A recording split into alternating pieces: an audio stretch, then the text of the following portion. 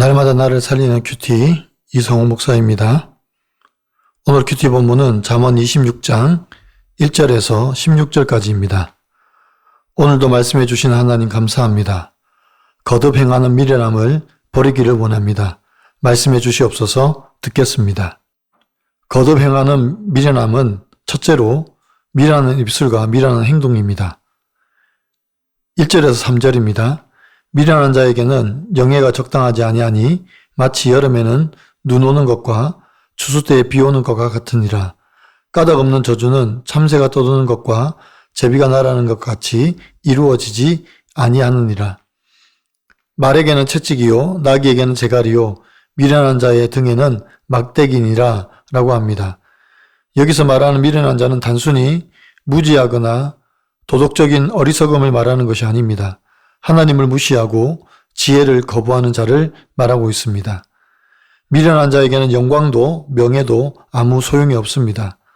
솔로몬은 미련한 자의 영광과 명예는 마치 여름에 눈 오는 것과 같고 추수 때 비가 오는 것과 같다고 말합니다. 여름에 눈이 온다는 것은 전혀 상황에 맞지 않는 것이고 추수 때에 비가 온다는 것은 한 해의 농사를 완전히 망치는 것입니다. 또 미련한 자들이 행하는 까닭없는 저주란 정당한 이유 없이 사람을 비방하고 악담을 하고 저주하는 것을 말하는데 최근에 악성 댓글을 통하여 많은 사람들이 수렁에 빠지고 심지어 이 상황을 견디지 못해서 스스로 목숨을 끊는 일이 많이 있습니다. 이 악성 댓글이 얼마나 무서운지 모릅니다. 그래서 9절에서 미련한 자의 입의 잠언은 술 취한 자가 손에 든 가시나무 같다고 말하고 있습니다. 손에 든 가시처럼 미련한 자의 말은 사람들을 마구 찌르고 상처를 주게 되는 것입니다. 4절과 5절입니다. 미련한 자의 어리석은 것을 대답하지 말라. 두렵건대 너는 그와 같을까 하노라. 미련한 자에게는 그의 어리석음을 따라 대답하라. 두렵건대 그가 스스로 지혜롭게 여길까 하노라 고합니다. 우리는 미련한 자들이 말하는 것들에 대해서 맞대응할 필요가 없습니다. 그들의 말에 귀를 기울이고 맞대응하다 보면 우리의 감정만 더 상할 뿐입니다. 그래서 우리는 지혜롭게 행해야 합니다. 때로는 그 지혜로움이 침묵일 수도 있고 무시일 수도 있습니다. 그러나 우리가 침묵하면 그들은 스스로 지혜롭다고 여길 수도 있습니다. 하지만 그것이 그들의 어리석음이고 미련함입니다. 적용 질문입니다. 나의 미련함을 인정하지 않고 개가 그 토한 것을 도로 먹듯 반복하는 일은 무엇입니까? 내 미련한 입술로 가족과 이웃에게 상처를 준 적은 없습니까? 거듭 행하는 미련함은 둘째로 스스로 지혜롭다는 교만함과 게으름입니다.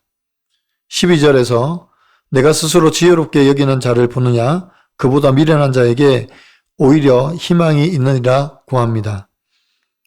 잠언 16장 18절에서 교만은 패망의 선봉이요 거만한 마음은 넘어짐의 앞잡이니라고 했습니다. 교만은 하나님께로 나아가지 못하게 하는 가장 큰 영적 장애물입니다. 자기를 돌아보지 못하게 하고 스스로 부족함을 인정하지 않으니까 자신만 옳다고 하는 미련함을 가진 것입니다.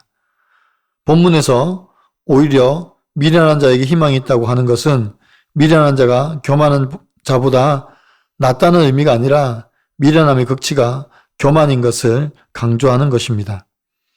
거룩함을 받아들이지 못하는 마음, 생명과 사랑을 품을 수 없는 마음이 바로 교만함입니다. 그래서 결국에는 패망에 이릅니다. 이것만큼 미련함이 어디 있겠습니까? 게으른 자는 일하기를 싫어하는 마음으로 거리에 사자가 있다고 핑계를 댑니다. 또 문짝이 돌적이를 따라 돌듯이 침상에서 뒹굴고만 있습니다. 음식 먹는 것도 귀찮아서 먹을 것을 가져다 주어도 손으로 그것을 입에 넣지도 않는다고 합니다. 솔로몬은 결국 이 게으름의 원인을 교만과 자기 확신이라고 말하고 있습니다. 미루기, 회피, 자기 합리화로 나타나는 것이 바로 게으름이라고 합니다. 지금 내가 겪고 있는 고난과 어려움을 남의 탓으로 미루고 그 상황을 직시하지 않고 회피하려는 것이 우리의 모습입니다. 또 이웃에게 핑계만 대고 자기 합리화로 이런 상황을 넘어가려고 합니다. 이것이 교만이고 게으름입니다. 미련한 자들이 행하는 모습입니다. 여러분은 어떻습니까? 내가 해야 할 일인 줄 알면서도 게으름을 피우고 미루고 있는 일은 무엇입니까? 내가 겪는 어려움과 고난을 회피하기 위해서 자기 합리화를 하고 있지는 않습니까?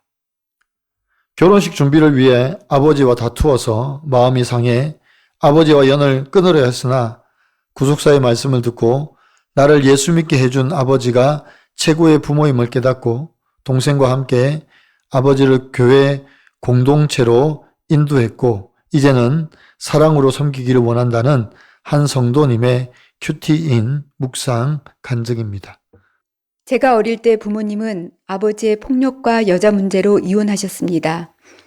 그러면서도 제게는 우린 신경 쓰지 말고 큰 아들인 내가 잘 돼야 돼 라고 말씀하셨습니다.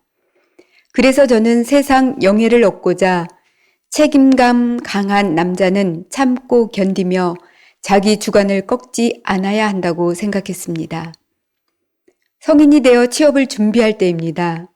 저는 재혼하신 아버지를 미워했지만 그 밑에서 일하며 사회 경험을 쌓으면 어떤 일을 해도 성공할 수 있겠다고 생각해서 자영업을 하시는 아버지를 도와 일했지만 그 과정은 쉽지 않았습니다.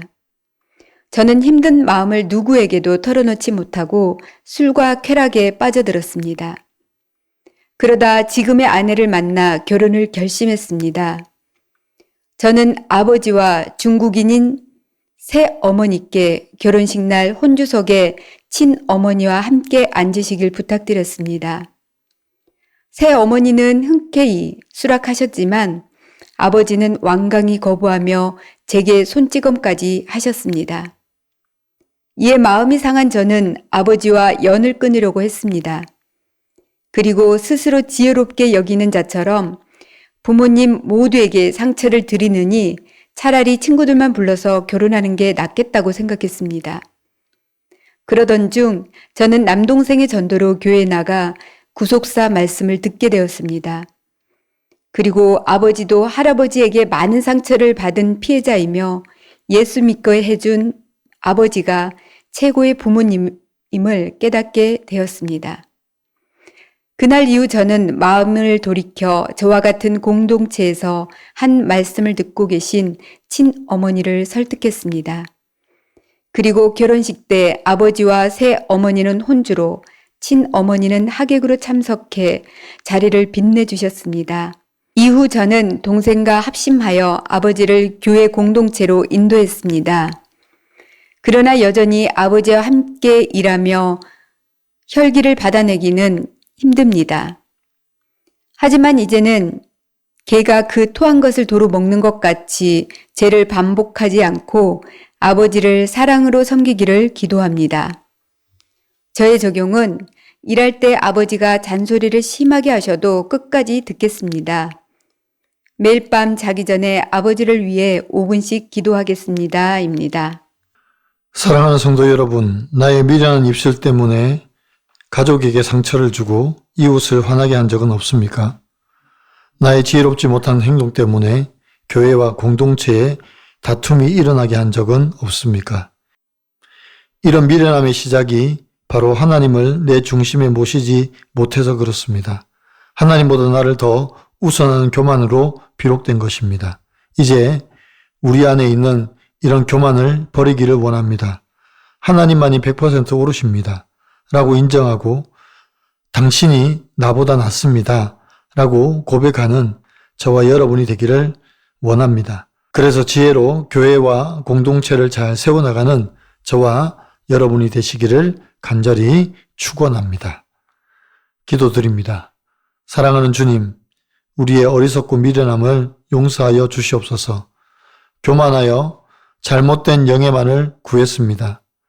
나만 잘난 줄 알아서 함부로 입을 열고 교만한 행동으로 가족과 이웃에게 큰 상처와 고통을 주었습니다. 주님, 용서하여 주시옵소서. 내 잘못인데도 불구하고 핑계만 대고 회피하고 자기 합리화만 할 때도 있었습니다. 이제는 이런 교만과 미련함을 버리고 전적으로 주님만 신뢰하기를 원합니다. 입술에 파수꾼을 세워주시고 겸손히 행하여서 공동체를 아름답게 섬기는 저희들이 되게 하여 주시옵소서. 예수 그리스도의 이름으로 간절히 기도드리옵나이다. 아멘.